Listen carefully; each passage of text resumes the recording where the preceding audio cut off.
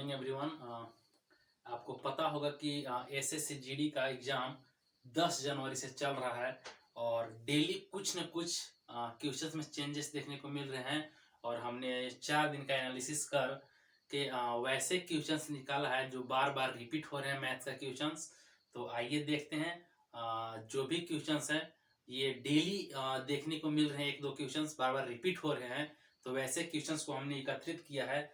और एक क्वेश्चन है जो कि 11 तारीख को भी और 12-13 को भी रिपीट हुआ है।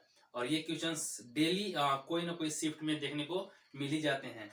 और ये क्वेश्चंस एकदम आसान तरीका में हम बताएंगे कैसे टाइम मैनेजमेंट करना है। इसमें एसएससी में इस बार सिलेबस को थोड़ा सा अलग कर दिया है, क्वेश्चंस भी कम कर दिए हैं और समय भी कम कर दिया है, जिसके वजह से टाइम मैनेजमेंट नहीं हो पा रहा है, ज़्यादा टाइम लग रहा है। ठीक है, रीजनिंग में भी ज़्यादा टाइम लग रहा है और मैथ्स में भी ज़्यादा टाइम लग रहा है। तो टाइम को बचाने के लिए एकदम शॉर्टकट ट्रिक अपनाना होगा जो कि कम समय में ज़्यादा क्वेश्चंस कर सके। तो आइए देखते हैं। अगला क्वेश्चन है कि 150 400 का कितना प्रतिशत है। ये क्वेश्चंस 3 दिन रिपीट हुए हैं। 11 तारीख का सेकेंड शिफ्ट में, 12 तारीख को भी पूछे गए हैं और 13 तारीख को भी पूछे गए हैं। तो उम्मीद करते हैं कि आगे भी ये क्वेश्चंस पूछे जाएंगे, इसलिए इसको आसान तरीका में बनाएंगे क्योंकि टाइम टेकन बहुत ज्यादा है। तो टाइम को बचाने की वजह से क्वेश्चंस को एकदम सॉर्ट आउट करना होगा। क्या कहा है क्वेश्चंस कि 150 400 का कितना प्रतिशत है। ठीक है, कितना प्रतिशत है 150 400 का कितना प्रतिशत है। तो सबसे पहले देखेंगे कि 400 में से 150 को घटा देंगे, कितना बचेगा 250, यानी 250 ज्यादा है। तो 250 ज्यादा है। ठीक है, कितना से कितना प्रतिशत है पूछा है, तो किससे, तो 400 से। ठीक है, 400 से, तो 100 से क्या करेंगे, परसेंटेज निकालने के लिए मल्टीप्लाई। अब 2 जीरो से 2 जीरो, 4 से काटेंगे, 4 6 24, बचा 1, तो हो जाएगा 1 बचा तो 10, तो 4 दूना 8। ठीक है, बचा 2, डेसिमल देंगे तो 20, 4 बचे 20, यानी 62.5% जो है। ठीक है, यानी 150 जो है 400 का 62.5% है। ठीक है, इसी तरह अगला क्वेश्चन जो कि 13 तारीख को लास्ट शिफ्ट में पूछा गया था। ठीक है, 13 तारीख को लास्ट शिफ्ट में पूछा गया था। क्या है ये क्वेश्चन, यदि पी क्यू से 40% कम है, पी क्यू से 40% कम है तो क्यू पी से कितना प्रतिशत अधिक है। पी क्यू से 40% कम है तो क्यू पी से कितना अधिक है। इसको करने के लिए क्या करेंगे, कहे कि पी और क्यू है। ठीक है, तो कहे कि पी क्यू से 40% कम है, तो पी कम है, क्यू से 40% कम है, यानी ये होगा 100% होगा, अपने आप में 100% होगा। और बोला कि क्यू से 40% कम है, तो 40% कम है यानी ये 60% होगा। ठीक है, क्या कि पी क्यू से 40% कम है, तो अगर ये 100% होगा तो 40 कम यानी ये 60% होगा। अब क्वेश्चंस कहा है कि क्यू पी से कितना प्रतिशत अधिक है, यानी क्यू पी से कितना प्रतिशत अधिक है। तो अधिक है कितना प्रतिशत, 60 से 100 ज्यादा है, यानी 40 ज्यादा है। ठीक है, 40 ज्यादा है कितना से, तो 60 से। 40 ज्यादा है कितना से, तो 60 से, तो 100 से कितना होगा। ठीक है, तो प्रतिशत निकालने के लिए 100 से मल्टीप्लाई करते हैं। अब काट देंगे यहाँ से 1 जीरो से 1 जीरो, 2 से काटेंगे 3 बार में, और यहाँ 2 से काटेंगे 50 बार में। ठीक है, अब और कटेगा नहीं, तो 50 गुने 4, 5 चौका 20, 200 बटा में 3।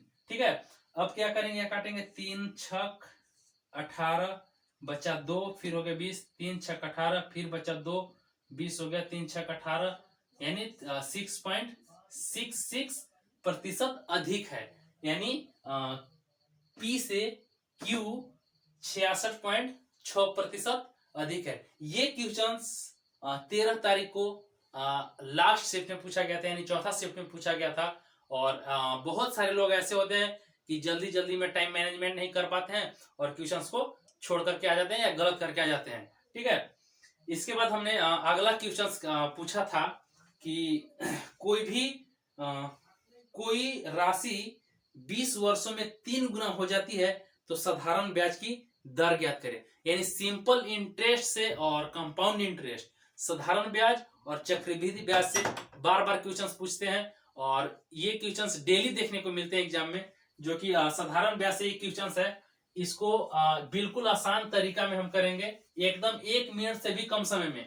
1 मिनट ऐसा ट्रिक हम बताने जा रहे हैं कि 1 मिनट से भी कम समय में लगेगा। क्वेश्चन समझिएगा क्या कहा कि कोई राशि 20 वर्षों में 3 गुना हो जाती है। यानी गुना गुनी वाले जितना भी क्वेश्चन हो, गुना गुनी वाले जितना भी क्वेश्चन हो, एकदम बिल्कुल 2 मिनट 1 मिनट में करेंगे, क्योंकि टाइम बहुत कम दे रही है और टाइम बहुत कम दे रहा है, इसकी वजह से क्वेश्चंस को एकदम सॉर्ट आउट करना बहुत जरूरी है। कहा कोई राशि 20 वर्षों में 3 गुना हो जाती है तो साधारण ब्याज की दर ज्ञात करें। यानी गुना गुनी वाला कोई भी क्वेश्चन हो तो इसके लिए एक फॉर्मूला याद रखिएगा। गुना, जहां पे बोला गुना गुनी जो भी बोला तो गुना -1 बटा में, अगर दर दिया हुआ है तो दर लिखेंगे, वर्ष दिया हुआ है तो वर्ष लिखेंगे और इंटू 100 कर देंगे। कोई भी क्वेश्चन अगर गुना गुनी वाला हो कि 3 गुना हो जाएगा, 4 वर्ष में 5 गुना हो जाएगा, तो इस ट्रिक से आसानी से निकल जाएगा। क्वेश्चन क्या कहा है कि कोई राशि 20 वर्षों में 3 गुना हो जाती है तो साधारण ब्याज की दर ज्ञात करे। कोई राशि 20 वर्षों में 3 गुना हो जाती है, कितना गुना हो जाती है? 3 गुना हो जाती है। 3 गुना तो गुना, ठीक है, तो गुना की जगह लिखेंगे 3। ठीक है, 3 गुना हो जाती है -1 और कितने वर्ष में? तो 20 वर्ष में। यानी अगर दर दिया हुआ है तो दर लिखते, वर्ष दिया हुआ है तो वर्ष लिखते हैं। तो 3 गुना हो जाती है कितने वर्षों में? 20 वर्षों में। तो यहाँ वर्ष दिया हुआ तो नीचे क्या लिखेंगे? वर्ष, और फिर क्या करेंगे? 100 से मल्टीप्लाई करेंगे और ये तुम्हारा आंसर आ गया है। काट देंगे 1 0 से, 1 0, 2 5 10, यानी 20 5 100, 3 - 1 2 गुने 5 हो जाएगा 10%। यानी क्वेश्चन क्या कहा था कि कितने वर्षों में साधारण ब्याज की दर, तो 10% की दर से, 10% की दर से 20 वर्ष में 3 गुना हो जाएगा। 10% की दर से 20 वर्ष में 3 गुना हो जाएगा। ठीक है, आइए इसी पे एक क्वेश्चन और करेंगे हम। ठीक है, जो कि अगला चक्रवृद्धि ब्याज, चक्रवृद्धि ब्याज की भी क्वेश्चन बार बार पूछते हैं, तो चक्रवृद्धि ब्याज के लिए भी एकदम सॉर्ट आउट फॉर्मूला बताएंगे। और चक्रवृद्धि ब्याज का क्वेश्चन डेली देखने को मिल रहा है, 2 क्वेश्चन 3 क्वेश्चन। ठीक है, यानी कभी कभी 2 क्वेश्चन साधारण ब्याज से, 2 क्वेश्चन चक्रवृद्धि ब्याज से, और अधिकांश बच्चे छोड़ करके आ जाते हैं। लेकिन इसके लिए एकदम आसान तरीका हम बताएंगे। ठीक है, चक्रवृद्धि ब्याज भी निकालना बिल्कुल सॉर्ट आउट करके, जो कि 1 सेकेंड 2 सेकेंड में आप सॉल्यूशन कर सकते हैं। क्या कि कोई धनराशि चक्रवृद्धि ब्याज की दर से 2 वर्षों में 5200 हो जाती है और 4 वर्ष में 6500 हो जाती है, तो वह राशि क्या है? क्या कि कोई राशि चक्रवृद्धि ब्याज की दर से 2 वर्षों में 5200 हो जाती है और 4 वर्षों में 6500 हो जाती है, तो वह राशि क्या होगी? कहीं कोई धनराशि यानी पता नहीं है कि कितना, तो कोई धनराशि यानी कोई भी प्रिंसिपल होगा। ठीक है, कोई भी प्रिंसिपल होगा। कहा कि 2 वर्षों में 5200 हो जाती है, यानी ये जो है 2 वर्षों में 5200 हो जाती है। ठीक है, 2 वर्षों में 5200 हो जाती है। आगे कहा है कि 4 वर्षों में 6500 हो जाती है। 2 वर्षों में 5200 हो जाती है और वही धनराशि 4 वर्ष में 6500 हो जाती है। ठीक है, वही धनराशि 4 वर्ष में 6500 हो जाती है।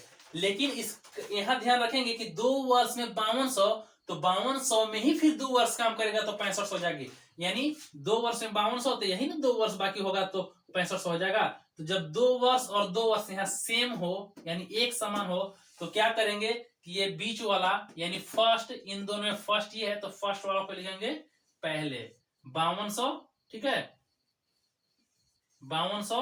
ठीक है, अब क्या करेंगे जब ये दोनों समान हो तब, यानी 5200 इंटू इन दोनों का फ्रैक्शन, फर्स्ट और बटा में लास्ट। ठीक है, अब देखेंगे एकदम इतने के बाद आंसर आपका आ जाएगा। ये दो जीरो से दो जीरो, और 13 से काटेंगे, 13 चौका 52, 13 पचे 65। ठीक है, अब क्या काटेंगे 5 से, यहाँ 5 से काटेंगे, 5 से, 5 एकम 5, 5 चौका 20। ठीक है, तो 2 डिजिट एक बार काटेंगे तो एक जीरो लग जाएंगे, और जीरो है तो जीरो। अब 1040 गुने 4 कर देंगे तो क्या हो जाएगा, 4 जीरो जीरो, 4 चौका 16, 4 जीरो जीरो, और एक और 4 एकम 4, यानी 4160 आपका आंसर आ जाएगा। ठीक है, कर पा रहे हैं तो ये क्वेश्चन से एकदम बिल्कुल कम समय में सॉल्यूशन करेंगे। क्वेश्चन क्या है कि एक व्यक्ति चक्रवृद्धि ब्याज की दर से कुछ धन उधार देता है, जो कि 3 वर्षों में 3000 तथा 6 वर्षों में 4500 हो जाता है। ध्यान से देखिएगा कि 3 वर्षों में 3000 और 6 वर्षों में 4500 हो जाता है। कोई भी धन, तो कोई भी धन नहीं पता है तो उसको प्रिंसिपल मान लेंगे। ये धन 3 वर्षों में 3000 हो जाता है। ठीक है, और 6 वर्षों में 6 वर्ष में 4500 हो जाता है। कोई धन 3 वर्ष में 3000 हो जाता है और 6 वर्ष में 4500 हो जाता है। तो 6 वर्ष अगर ये टाइम ले रहा है तो 3 वर्ष में 3000, तो बाकी जो 3 वर्ष बचा होगा वही ना, उसमें 4500 होगा। तो अगर दोनों साल में, 2 बार में साल अगर समान हो, ईयर समान हो, तो क्या करते हैं कि फर्स्ट इनटू इन दोनों का फ्रैक्शन, 3000 बटा में 4500, तो 2 जीरो से 2 जीरो काट देंगे, और 5 से काटेंगे, 5 9 45, और 6 पचे 30, और कटेगा यहाँ पे 3 दूना 6, 3 तिहाई 9, 3 से कटेगा 3 एकम 3, यानी 1000, 1000 में 1000 गुने 2 कितना हो जाएगा, 2000। यानी जो भी धन था 2000, ये जो धन था यही 3 साल में 3000 हो जाता है, और 6 साल में 4500 हो जाता है। यानी ये 2000 जो है 3 साल में 3000 हो जाता है, और 6 साल में 45 हो जाता है। तो इस प्रकार कोई भी चक्रवृद्धि ब्याज का क्वेश्चन है या साधारण ब्याज का क्वेश्चन है तो आप आसानी से कर पाओगे। एक और क्वेश्चन पूछा था कि यदि x का 30% और y का 40% है तो x y का क्या है, x y का अनुपात क्या है। आइए देखते हैं। बहुत ही इजी है, और थोड़ा सा समझना है इसको, क्योंकि बहुत सारे बच्चे जल्दी में क्वेश्चंस को अच्छे से पढ़ नहीं पाते हैं और क्वेश्चंस को गलत करके आ जाते हैं, और नंबर माइनस हो जाते हैं। गलत होते हैं तो नंबर माइनस ही होगा, क्योंकि निगेटिव मार्किंग है। तो क्वेश्चंस का है कि यदि x का 30% और y का 40% है तो x y का अनुपात क्या होगा। कहा है कि x का 30%, प्रतिशत मतलब बटा में 100, 30%, और क्या y का इक्वल टू y का 40%, यानी 40 बटा 100 है। तो x y का अनुपात निकालना है। x का 30%, y का 40%, तो x और y का रेशियो पूछा है। तो आइए सॉल्यूशन करेंगे। 1 जीरो से 1 जीरो कट जाएगा, 1 जीरो से 1 जीरो यहाँ भी कट जाएगा। यहाँ क्या हो जाएगा, 2 दूना 4, 2 पचे 10। अब देखो x गुने 3, 3x बटा में 10 इक्वल टू 2y बटा में 5। अब यहाँ क्या करेंगे, यहाँ भी कटेगा, 5 एकम 5, 5 दूना 10, तो क्या हो जाएगा, यहाँ अब क्रॉस मल्टीप्लीकेशन करेंगे। यहाँ 1 बचा तो 3 गुने x 1, 3x इक्वल टू 2 दूना 4y। ठीक है, तो 4y हो गया। अब देखिए यहाँ क्या कहा कि x इक्वल टू 4, तो बाकी जो बचा है वो 3, यानी x इक्वल टू 4 और जो बचा है y इक्वल टू 3। यानी रेशियो में अगर इसको करेंगे, रेशियो में तो x रेशियो y, तो x कितना है 3 रेशियो 4, यही आपका आंसर हो जाएगा। इसी प्रकार के क्वेश्चन पूछा जा रहा है। अच्छे से क्वेश्चन पढ़िएगा, क्वेश्चन को समझिएगा और कम से कम समय में करने का कोशिश कीजिएगा। अगर ये वीडियो अच्छा लगा हो तो लाइक करें, शेयर करें और ज्यादा से ज्यादा सब्सक्राइब करें। धन्यवाद।